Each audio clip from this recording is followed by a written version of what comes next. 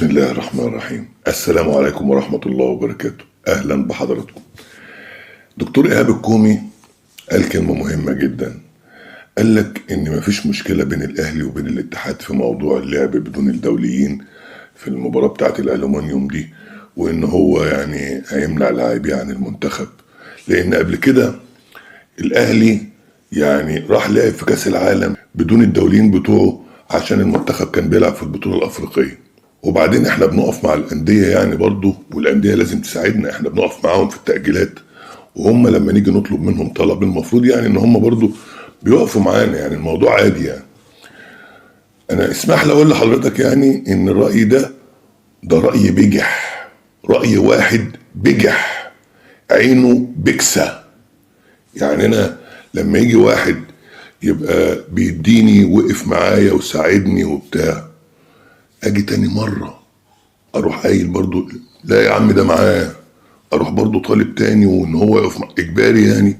طب انت عارف ان هو وقف معاك في البطولة الافريقية وراح لعب في كاس العالم بدون الدوليين، انت بقى ما بتحلش ليه؟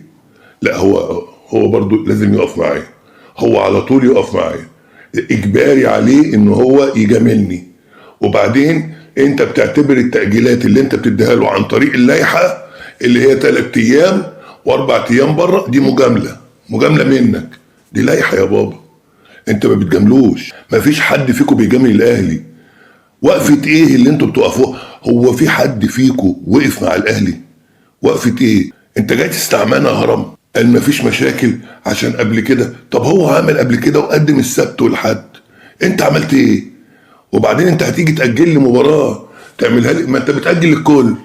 هو انت بتأجل الاهلي بس؟ هو بيراميدز ده لما كان في البطولة ما كنتش بتأجل له؟ الزمالك اللي ما لعبش 10 مباريات قد الاهلي ما بتأجلوش؟ يعني انت مأجل الزمالك زيه زي الاهلي مع انه لعب اقل من الاهلي 10 مباريات. فين المجاملة؟ اني نادي اللي بيتجامل واني نادي فيهم بيدار زي الاهلي؟ ده انت بتاخد، ده انت عايز 13 باسبور من الاهلي. يعني المرة دي طالبين 13 باسبور. ايه هو ما فيش غير لعيبة الاهلي في المنتخب؟ وجاي تقول ان هو بيقف مع البلد يبقى يقف بقى اجباري؟ يلعبوا بالوطنية زي حسام حسن، هنجيله تاني. بس الاول نبدأ حلقتنا ونقول بسم الله الرحمن الرحيم. اللهم صل وسلم وبارك على سيدنا محمد وعلى اله وصحبه وسلم.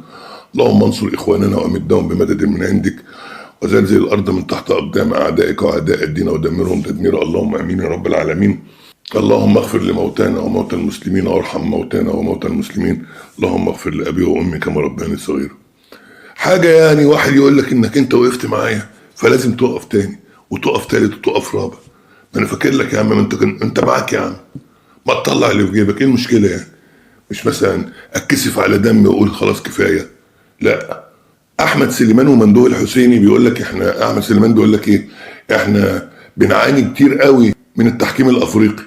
يجب ان التحكيم الافريقي ده يتعلم من الحكام المصريين. لازم يتعلم. احنا بنعاني يا جماعه. الغطاس بتاعنا هنا بيتحسب له ضربات جزاء، لكن هنا ما بيتحسبلوش ضربات جزاء. هنا الحكام ضربة جزاء ولا طرد، هنا ما فيش. يعني ما ينفعش يا جماعه، يعني حاجه كده غريبه، بيعاملونا عادي زينا زي اي نادي. لا، احنا لازم نصدر لهم الحكام بتوعنا، ده واجب وطني. وميدو بيقول لك البطوله دي بتاعت الكونفدراليه دي حياه او موت. البطوله بتاعت الزمالك ب10 بطوله، لا يا عم انا هقول لك ب20 ب30. هو حد بيوزن؟ دي بطوله ابو سليم ومسلم، ده كفايه الانديه الكبيره اللي انتوا قابلتوها، ده كفايه فوزكم على نادي دريمز الدولي.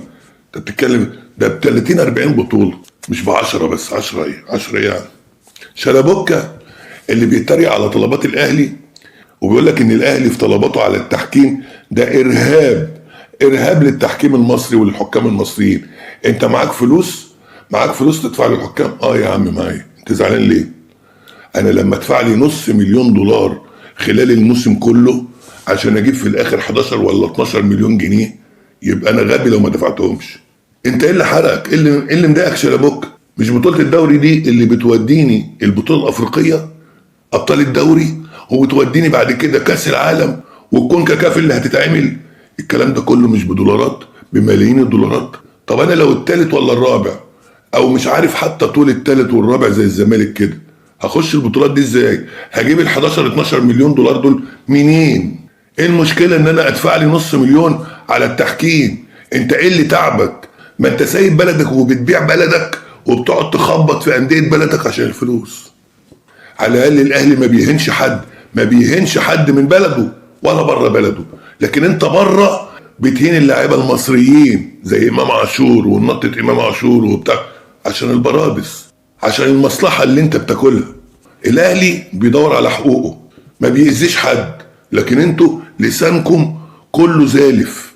حتى حتحوت يقول لك الاهلي عنده ورقه كده في الدرج، الوقت اللي هو محتاجها بيطلعها عشان يضايق الاتحاد. جاي يتكلم على الجواب اللي خلاص دلوقتي اتعملت عليه نسختين وراحوا نسختين من البطوله الافريقيه. يا عم ماشي، بس اللي غلط ده فين حسابه؟ لا يضيع حق وراءه مطالب. فين حساب العطار الفاسد اللي خبى الجواب؟ فين الحساب ده؟ فين العقاب؟ اللجنه اللي طلعت من الوزاره مش قالت ان هو خبى الجواب؟ فين العقاب بتاعه؟ بدل ما تطلع تقول كاعلامي محترم، ده انا بكلمك كاعلامي محترم، يعني تقول فين حساب الغير ملتزم؟ حساب الراجل اللي اخطأ ده فين؟ المفروض ان هو ضيع بطولة، ضيع ملايين يا عم على الدولة، بلاش بطولة للاهلي، ضيع ملايين كانت ممكن تخش للدولة لو انت اساسا وطني وطنطن يعني. وحسام النهارده طالع يخبط في مرموش ويخبط في النادي الاهلي. مرموش قبل اي حاجة عامل اجتماع مع الصحفيين بدون تصوير وبدون تليفونات وبدون، طب ما هيطلعوا يقولوا برضه هي انا عايز افهم. على الاقل لما يبقى في تصوير وبعدين في كلام يتقال اقول لا انا ما قلتوش، الفيديو عندكم، انا ما قلتش. ده انت كده كل واحد ممكن يقول اللي هو عايزه. اول حاجه. تاني حاجه، مرموش اللي متصاب في المانيا وبعدين الدكتور قال له عمليه في صباعه وبتاع مش عارف ايه، فانا قلت له يعني تقدر تاجل العمليه 10 ايام؟ قال لك لا ده النادي حجز خلاص العمليه. ده ينفع؟ هو ده ينفع من لاعب وطني؟ ايه ده؟ ايه ده؟ واحد قال لك كلام بينك وبينه تروح بايعه كده؟ ومحمد صلاح جاي ولا لا؟ والله ما اعرفش، وانت عارف ان هو جاي. ايه اللي انت بتعمله ده؟ والاهلي ومش الاهلي، والاهلي والزمالك بيقابلوا فرق محليه، اللاعبين اللي فيهم محليه، وانت اللي هتلاعب البرازيل والارجنتين؟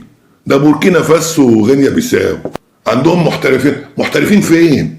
في العراق وفي مصر وفي مش عارف في الدرجه الثانيه، محترفين فين يعني؟ محترفين في الريال وبرشلونه؟ محترفين فين يعني؟ ما هو سامسون ده محترف يعني. انت تحسب لي كله عند العرب صابون؟ حسام حسن مش هينفع يا جماعه. حسام حسن بيقلل من الناس ومش عايز الناس تقلل منه. ازاي؟ ما انت ما احترمتش الكلام اللي قلته مع مدرب عالمي زي كولر، ما احترمتوش. جاي تديني لعيبتي قبل بطوله افريقيا ب 48 ساعه، قبل الماتش ب 48 ساعه، وتيجي تقول لي هنا وطنيه؟ ما هنا وطنيه وهنا وطنيه. برضه الاهلي في مهمه وطنيه.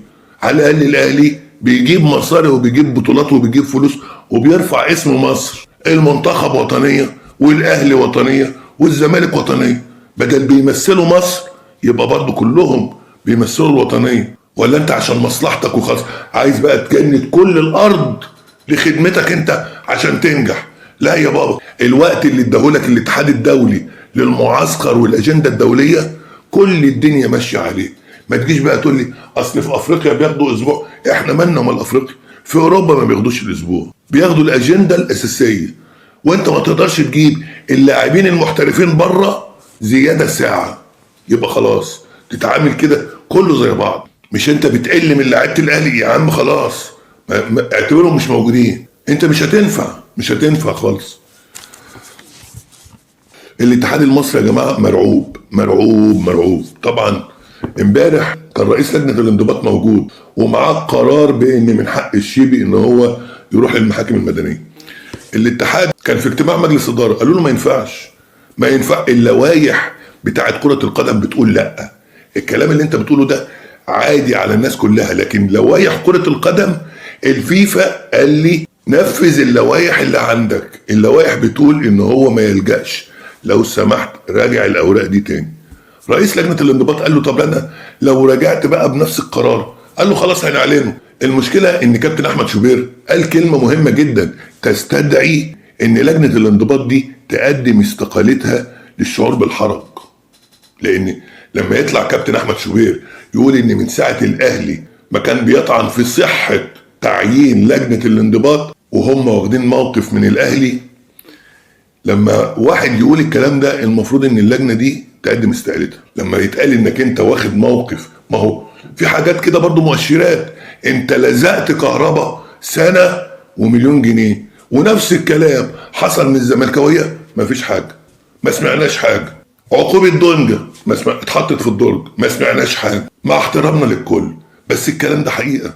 الاتحاد يا جماعه مرعوب من الاهلي، لان الاهلي معاه حق، والاهلي عايز اللوائح، والاهلي طالب الجواب الرسمي. بس انا مش عايز حد يساعدني، انا عايز الجواب الرسمي، لدرجه ان الاتحاد المصري وافق على حكام اجانب.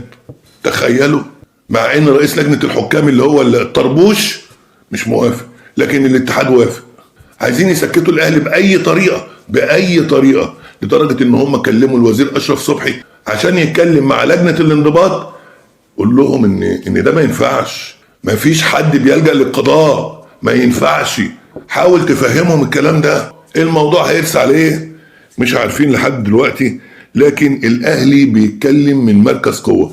الاهلي بمشيئه الرحمن، كوكا عنده احساس شويه بالالم، لكن ان شاء الله هيلعب المباراه اذا احتاجوا كولر، لان هو يعني كويس. لكن مروان عطيه اللي بيعملوا له علاج مكثف فيه ورم، لكن مفيش اي حاجه جوه الحمد لله حوالين الركبه، لكن في ورم بيعملوا له يعني علاج مكثف عشان الورم ده يفش، وان شاء الله خير. لكن بالنسبه للسوليه او احمد عبد القادر، دول بيعدوهم لمباراه العوده بمشيئه الرحمن. والشناوي مسافر مع البعثه عشان بس ينبطوا اللي عمالين يولعوا حريق. الراجل مسافر مع البعثه، ومن اول المسافرين مع البعثه، ولو هيقعد احتياطي هيقعد احتياطي. الراجل ما عندوش مانع لاي حاجه. وشكرا لحضراتكم، ويا رب ما تكونش نسيت اللايك والشير، واشوفكم على خير، والسلام عليكم ورحمه الله وبركاته.